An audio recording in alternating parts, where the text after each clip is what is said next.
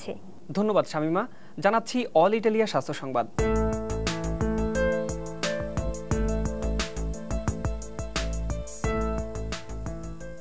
HIV AIDS প্রতিরোধে যৌনকর্মীদের জন্য সেবা কার্যক্রম অত্যাবশ্যকীয় করতে হবে। তাদের মাঝে এ ব্যাপারে সচেতনতা বাড়াতে হবে।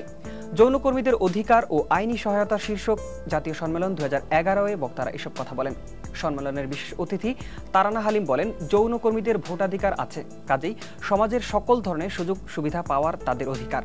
শিশু একাডেমি মিলনায়তনে এ অনুষ্ঠানে যৌনকর্মীরা তাদের প্রতি বৈষম্যমূলক আচরণ প্রতিরোধে সহায়তা এবং জীবনমান উন্নয়নের সুযোগ সৃষ্টি করার আহ্বান জানান।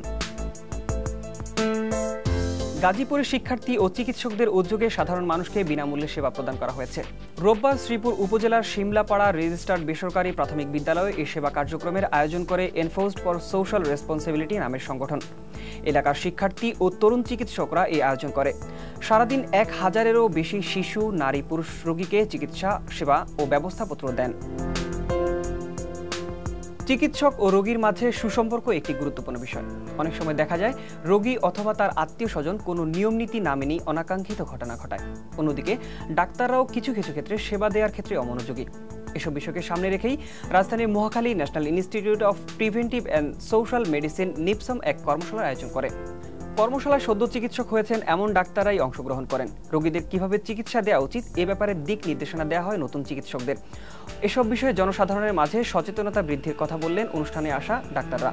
রোগীদেরকে সুশিক্ষিত, স্বশিক্ষিত হতে হবে। রোগীরা কোন ডক্টরের কাছে যাচ্ছেন, স্পেশালিস্টের কাছে যাচ্ছেন, তারা কি মিসগাইড হচ্ছেন কিনা কোনোভাবে, সেটা তাদেরকে জানতে হবে।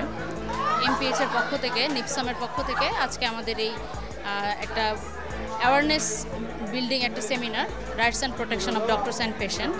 তো আমি মনে করি আজকে আমরা যথেষ্ট সার্থক হয়েছি। সারা বিশ্বের কোটি মানুষের মতো এইডসের বিরুদ্ধে লড়াইয়ে সামিল হতে পিছিয়ে নেই সেলিব্রিটিরাও।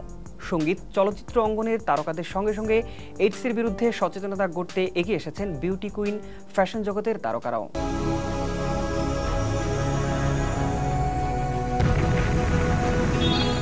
এইচআইভি পজিটিভ শুনলেই মনে হয় রোগীটির কোনো আরোগ্য নেই, কারণ এই মরণ ব্যাধির নাম এইডস। কিন্তু এইচআইভি পজিটিভ মানেই জীবনের শেষ নয়। এইডস আক্রান্ত হয়েও বেঁচে আছেন এবং এ রোগে আক্রান্তদের জন্য কাজ করছেন এমন মানুষের সংখ্যা কম নয়। শুধু এইচআইভি পজিটিভই নয়, এইডস নিয়ে কাজ করছেন বহু খ্যাতিমান ব্যক্তি। প্রয়াত মার্কিন অভিনেত্রী এলিজাবেথ টেইলর জীবনের একটি বড় অংশ কাটিয়েছেন এইডস আক্রান্তদের জন্য কাজ করে। অর্থ সাহায্য বা মানসিক সহায়তা সবই করেছেন এইডস রোগীদের জন্য। পপ সম্রাট মাইকেল জ্যাকসন এইডস রোগীদের জন্য বাড়িয়েছিলেন সাহায্যের হাত, গান গেয়েছিলেন এইডস আক্রান্ত শিশু রায়ান হোয়াইটের জন্য। সারা পৃথিবীর মানুষকেও তারা বোঝাতে চেয়েছেন এইডস আক্রান্তরাও মানুষ। মৃত্যু অবধারিত হলেও তাদের শেষ সময়টুকু তাৎপর্যপূর্ণ করে তোলা যায়।